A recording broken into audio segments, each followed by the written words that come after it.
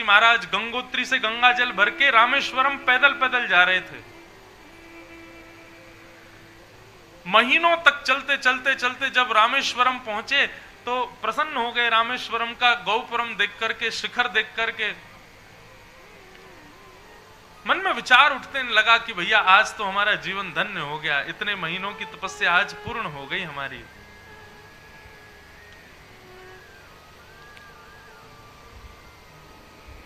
आनंदित हो गए। बहुत ध्यान से सुनो। गंगोत्री से गंगा जी का जल भर करके चले श्री एकनाथ जी महाराज। जंगलों में, पहाड़ों में, नदियों में, ना जाने कहां कहां से भ्रमण करते हुए महीनों बाद रामेश्वरम पहुंचे। और केवल एक ही उद्देश्य था कि गंगोत्री का जल जो मैं भर के लाया हूं, ये रामेश्वर भगवान पर अपने हाथों से चढ़ाऊंगा। कहां? गंगोत्री उत्तर में, रामेश्वरम दक्षिण में। इतनी लंबी यात्रा चल करके रामेश्वरम पहुंचे। जैसे ही रामेश्वर भगवान के मंदिर के सामने पहुंचने लगे, दिखाई देने लगा सुंदर रामेश्वर भगवान का मंदिर। एकनाथ जी नाचने लगे, आनंदित हो गए, बोले जय हो, अब मेरी तपस्या पूर्ण हो जाएगी, अब मैं ये गंगाजल रामेश्वर भगवान को चढ़ा दूंगा। इतने में ही समुद्र के किनारे एक गधा प्यासा पड़ा हुआ था, उसकी जीभ बाहर निकली हुई थी, मृत्यु होने वाली थी।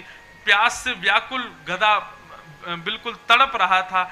और ये दृष्टि एकनाथ जी ने देख ली। एकनाथ जी ने जैसे ही उसको देखा, मन में विचार करने लगे, अरे प्यासा गधा है, बिलबिला रहा है, इसको पानी चाहिए। समुद्र का जल खारा होता है, आसपास कहीं पोखरा तालाब भी नहीं जो ये पानी पी ले। अगर थोड़ी देर पानी नहीं मिला तो प्राण निकल जाएंगे। मन में विचार करने लगे, मेरे हाथ में गंगोत्री का जल है, मैं चाहूं तो इसको पिला सकता हूं, लेकिन ये तो मैं शंकर जी पर चढ़ाने के लिए लाया हूं, इतनी दूर, इतने महीने चल करके। लेकिन मन में विचार करने लगे, हे भोलेनाथ मुझे क्षमा करना, किसी जीव की हत्या देख करके मैं आप पर जल चढ़ाऊं, मुझे नहीं लगता आप इससे प्रसन्न होंगे। और हमारे सनातन धर्म में तो आप कण कण में विद्यमान हो, तो क्या आप इस गधे में नहीं हो? एक पंथ दो काज करूंगा, ये गंगोत्री का जल मैं इसी के मुख में डालूंगा। यदि आप मेरी तपस्या से प्रसन्न हो तो यही स्वीकार कर लेना, और नहीं स्वीकार करो तो कोई बात नहीं, इसको जीवित कर देना। और तुरंत महाराज वो गंगोत्री का जल ले जाकर के गधे के मुख में डाल दिया। जैसे ही मुख में पड़ा, भगवान शिव प्रसन्न हो गए और गधे में से ही रामेश्वर नाथ प्रकट हो गए। और प्रकट होकर के एकनाथ जी से कहा, एकनाथ जी एक बात सत्य कहूं, इतने महीने आप गंगोत्री से पैदल चल करके रामेश्वरम आए, आप अगर भीतर मंदिर में जाके शिवलिंग पर गंगा जी का जल चढ़ाते तो मैं केवल प्रसन्न होता, प्रकट नहीं होता। लेकिन आपके इस भाव ने मुझे प्रसन्न नहीं, प्रकट कर दिया। एक बात कहूं बंधुओं, अपनी पूजा में, अपनी सेवा में, अपने नियम में ऐसा विधान रखो, ठाकुर जी प्रसन्न हो, यह काम नहीं करना है, ठाकुर जी प्रकट हो, यह काम करना है। सेवा ऐसी करनी है, पूजा ऐसी करनी है, साधना ऐसी करनी है कि ठाकुर जी प्रकट हो।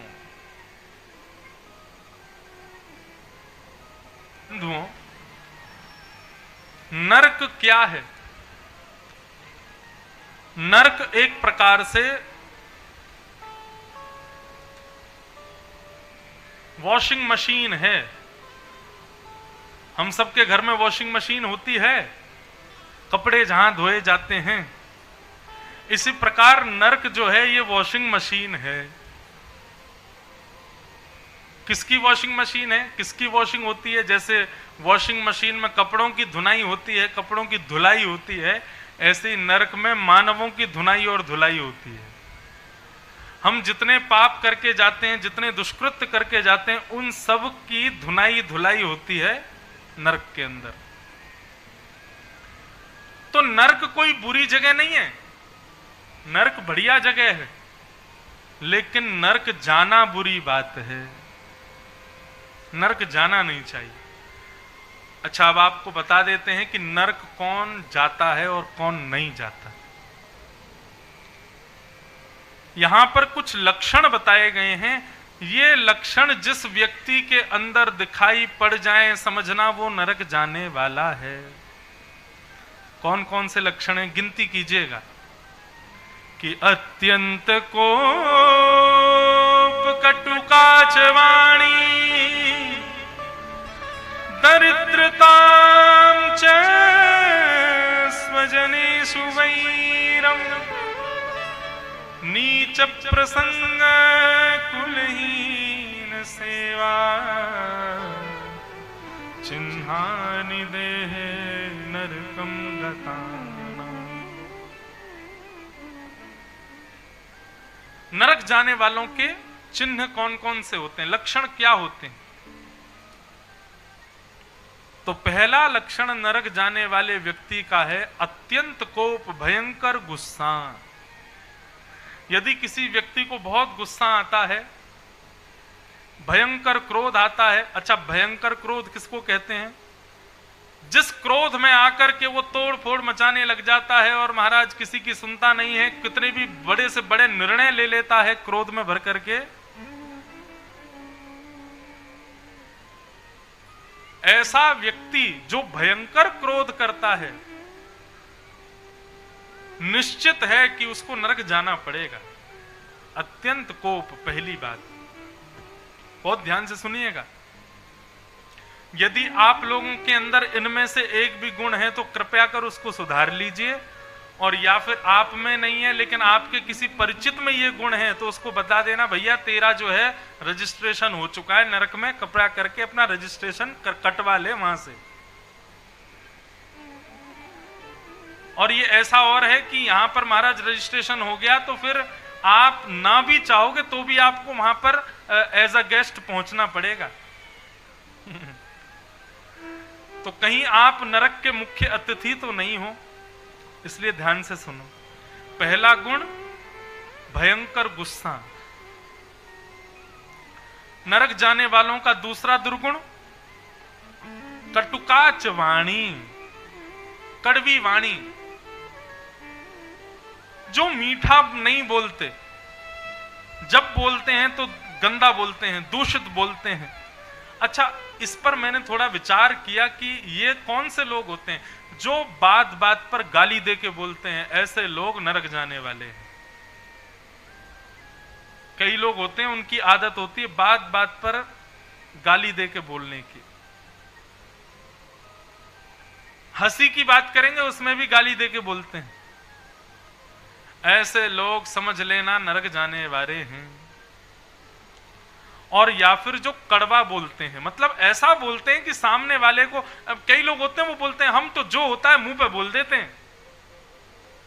अरे ठीक है, आपका गुण है कि आप मुंह पे बोल देते हो, लेकिन सामने वाले को तो बुरा लग जाता है ना। हमारे शास्त्र कहते हैं सत्यम ब्रूयात, सत्य बोलो, लेकिन तुरंत कहते हैं प्रियम ब्रूयात, सत्य भी कैसा बोलो, बोले सामने वाले को सुनने में प्रिय लगे, ऐसा सत्य बोलो। कई लोग सत्य की आड़ में ऐसा बोल जाते हैं कि बेचारा सामने वाला जो है पानी पानी हो जाता है। इतना बुरा भी नहीं बोलना चाहिए। सत्य बोलो, पर प्रिय लगने वाला सत्य बोलो। तो पहला गुण अत्यंत कोप, दूसरा गुण कड़वी वाणी, तीसरा गुण दरिद्रताम च। जो व्यक्ति असंतोषी है, मतलब जितना मिल गया उसमें उसको संतोष नहीं है, और चाहिए, इसका भी मेरा हो जाए, ये भी मेरा हो जाए, वो भी मेरा हो जाए, अरे ये इसके पास कैसे हो गया, ये मेरे पास होना चाहिए। इस प्रकार की भावना रखने वाला। एक बार एक व्यक्ति भगवान के पास गया और तपस्या करके उसने भगवान को प्रकट कर लिया। भगवान से बोला कि मुझे वरदान दे दो। भगवान बोले क्या वरदान चाहिए? बोले मैं जो चाहूं मुझे मिल जाए। भगवान बोले ठीक है, हम ये वरदान तुमको दे तो देंगे, लेकिन हमारी एक शर्त है। क्या? कि तुम जो चाहोगे तुमको एक मिलेगा, तुम्हारे पड़ोसी को दो मिलेगा। बताओ मंजूर है? व्यक्ति बोला यही तो मंजूर नहीं है। आज की डेट में आदमी अपने दुख से कम दुखी है, दूसरे के सुख से ज्यादा दुखी है। वो इतना सुखी क्यों है? ये इतना हंस क्यों रहा है? पहले होता था कि सब हंसते हुए रहें, लेकिन आजकल स्थिति होगी कोई ज्यादा हंसता हुआ दिखाई दे जाता है तो नगर के लोगों को चिंता हो जाती है, बहुत हंस रहा है, इस पर कुछ ज्यादा कृपा कर दी भगवान ने।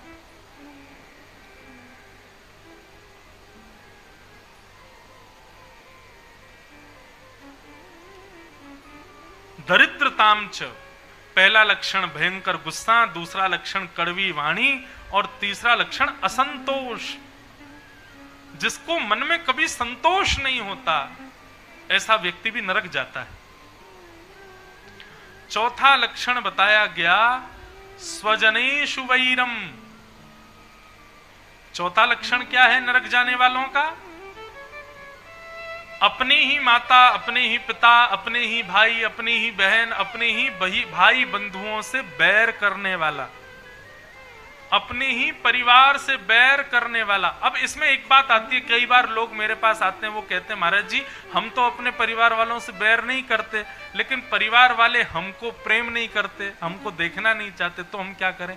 मैंने कहा इसमें बैर कहां हुआ? वो तुमसे बैर करते हैं, तुम नहीं करते ना। हमारे हृदय में उनके प्रति बैर नहीं होना चाहिए। स्वजनेषु वैरम, नरक जाना पड़ता है जो अपने परिवार वालों से बैर करता है, चाहे परिवार वाले कैसे भी हों, आप उनसे प्रेम ही करो। कितने लक्षण हो गए? अत्यंत कोप, कटुकाचवाणी, दरिद्रताम च स्वजनेषु वैरम, 4। पांचवा आया नीच प्रसंग। ये बहुत बड़ी बात है। नीच प्रसंग में बताते हैं मांस खाने वाला, मदिरा पीने वाला, भक्ष सेवन करने वाला तो नरक जाएगा ही जाएगा, उसका तो नाम ही नहीं लिखा यहां पे। वो तो ऊंचे लेवल वाले हैं, वो तो ऊंची कोटि वाले हैं। अरे बात सुनो, बात सुनो, बात सुनो, जल्दी ताली नहीं, पहले बात तो सुनो पूरी। चोरी पकड़ी जाती है आप लोगों की, एक कोई ताली बजाते सब बजा देंगे, हाँ कुछ अच्छा ही बोला होगा ऐसा थोड़ी। सुनो तो सही बात को। मैं कह रहा हूं भाई, दूषित भोजन करने वाला, दूषित खान पान करने वाला का तो नाम ही नहीं लिखा यहां पे। बोले क्यों? बोले वो तो जीते जी दुनिया को ही नरक बना लेता है, तो उसको लिए नरक कौन सी बड़ी बात है? वो तो जीते जी नरक में ही रह रहा है। लेकिन यहां पर नाम किसका लिया गया? नीच प्रसंग। मांस भोजन करने वाला, मद्यपान करने वाले व्यक्ति का जो संग करता है। हम तो नहीं खाते, हम तो नहीं पीते, लेकिन हमारा भाई खाता पीता है, हमारा मित्र खाता पीता है, हम जिसके संग रहते हैं वो थोड़ा सा खा लेता है, तो हम तो डूबेंगे सनम, तुमको भी ले डूबेंगे। वो तो जाएगा ही जाएगा नरक में। और जब आप जाओगे ना नरक में, तो यमराज से पूछोगे हमको क्यों बुलाया, हमने तो कोई पाप किया नहीं। तो यमराज कहेंगे तुम्हारा पाप यह था कि तुम दूषित खान पान करने वाले के संग बैठते थे, इसलिए तुम नरक जाओगे। नीच प्रसंग। आपकी दृष्टि गलत नहीं है, लेकिन आप जिसके संग रहते हो वो दृष्टि से विहीन है। आपका मन अपवित्र नहीं है, लेकिन आप जिससे मित्रता रखे हो उसके मन में बड़ी मलिनता है, भोगना पड़ेगा। और आपको पता है किस दंड में नरक जाना पड़ेगा ऐसे व्यक्ति को? इस दंड के लिए नरक मिलता है कि तू उसके साथ रहता था, तू कुछ खाता पीता नहीं था, तो उसका क्यों नहीं छुड़वाया, उसको क्यों नहीं सुधारा, इसलिए तुमको नरक जाना पड़ेगा। अत्यंत कोप, कटुकाच वाणी, दरिद्रताम च स्वजनेषु वैरम, नीच प्रसंग, कुलहीन सेवा। जो अपने माता पिता को घर से बाहर कर देता है, अपनी पत्नी का त्याग कर देता है, दूसरी पत्नी के साथ रहने लगता है,